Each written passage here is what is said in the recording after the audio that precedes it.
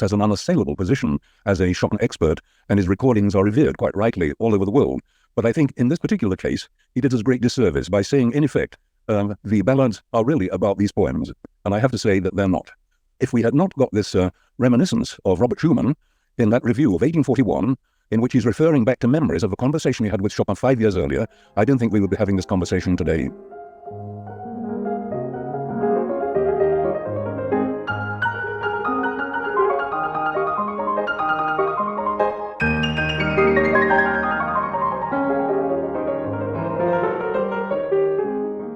But there are possibly two little trivial footnotes that I can add to all of this, although you may not find them so trivial when I've told you what they are.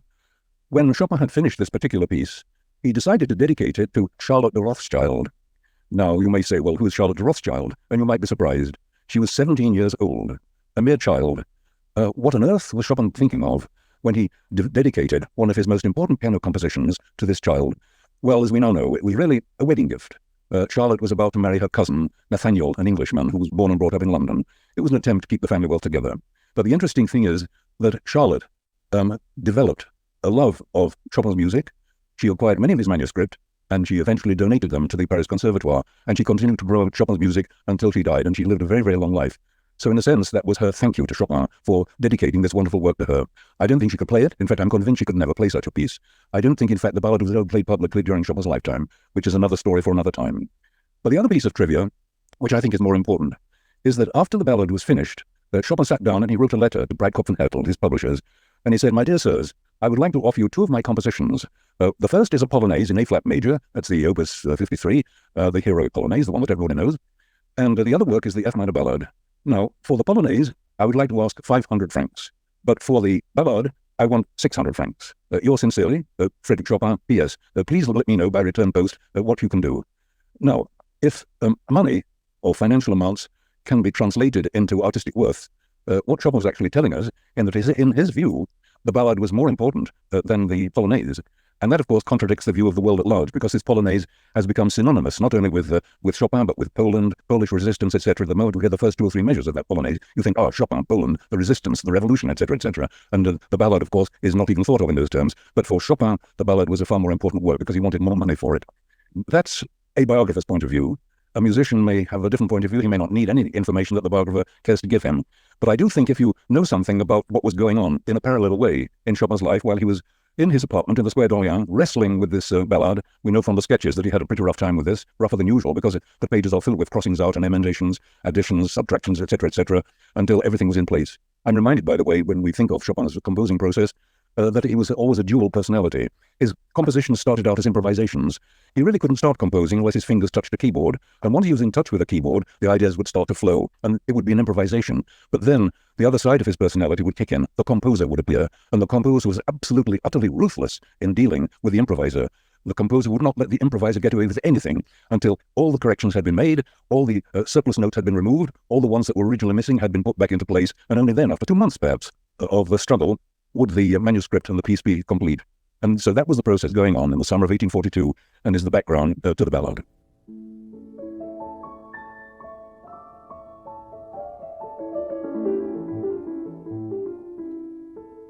I think that's most convincing, that Chopin begins his compositions with touch, not with some preconceived notion of correspondence between some tale he wants to spin at the keyboard. He has feelings. He's lived a life. He's in a state of mind, a state of emotion.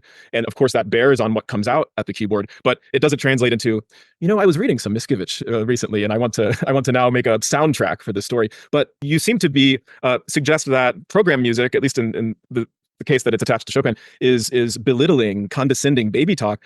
But you're the great champion of Liszt. Do you think Liszt cheapened his music by attaching all of these extra musical associations to it? Well, you've opened a vast subject here. My quick answer to that is that anyone who reads the preface that Liszt wrote to his symphonic poems will immediately change their mind as to what program music is. Because Liszt seizes this dilemma.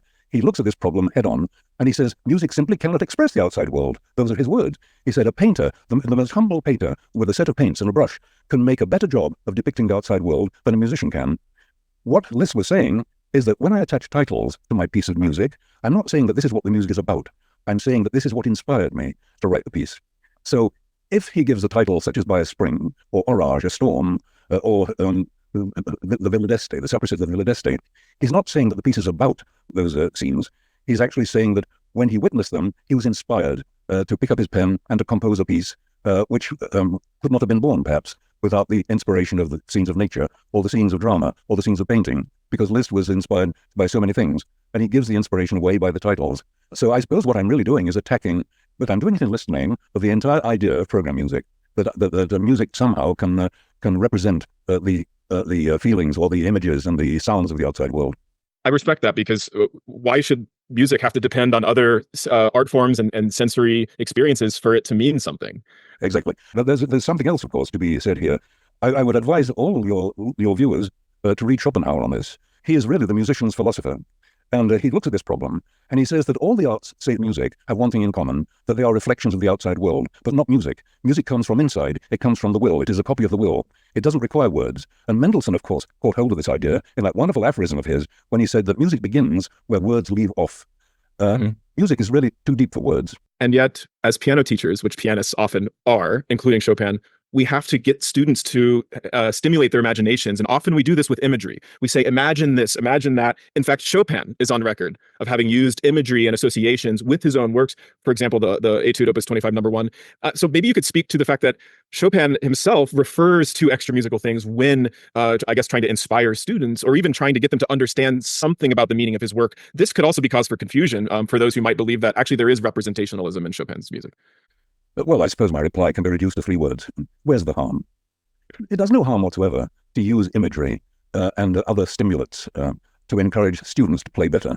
If you wish to fill their minds with stories and say this represents this and this represents that, in order to produce the effect that you as the teacher feel that the student ought to be producing, then that's fine. But let's not fall into the trap of saying that this is what the music is actually reflecting.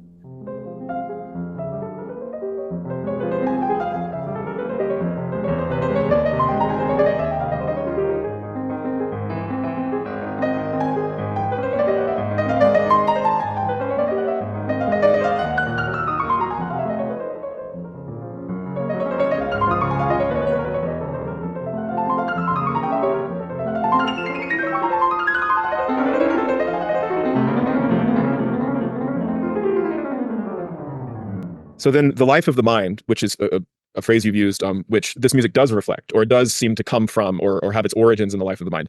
Of course, the mind is part of the world, but our experience is really what you're referring to, and that's something that can't be so reduced to third-person, external sorts of observations and associations. Just to refer back to a conversation we were having a couple of days ago about the raindrop prelude, George Sand tells us that in 1838, when she and her son Maurice were caught in a storm and were delayed, and they arrived back at the monastery in Valdemosa very late at night. They found Chopin frightened to death that they had vanished in the storm, and he was working on this prelude with the repeated A-flats and the G-sharps in the middle section.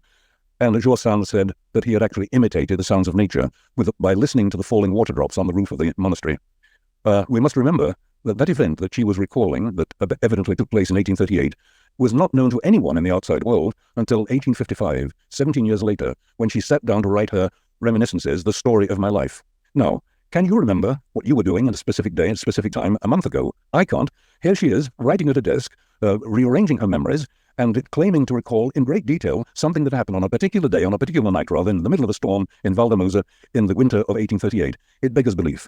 And yet, her account is the one that musicians generally have accepted, although if they were to go back to the early editions of the Chopin preludes, they would not find the raindrop prelude anywhere listed. It is simply a prelude number 15 in D-flat major. The appellation raindrop was added in later editions, thanks in large part to what George Sand had to tell us when she was fantasizing. May I defend George Sand just a little, because I looked up this passage in her book, and yes. I'm going to read it to you now. Okay. He was and so he was even angry at what I translated by the expression imitative harmony. He vehemently protested, and he was right, against the naivete of believing his notes to have been aural imitations. His genius, full of mysterious harmonies of nature, translated them into sublime equivalents in his music, and not by servile imitation of sounds.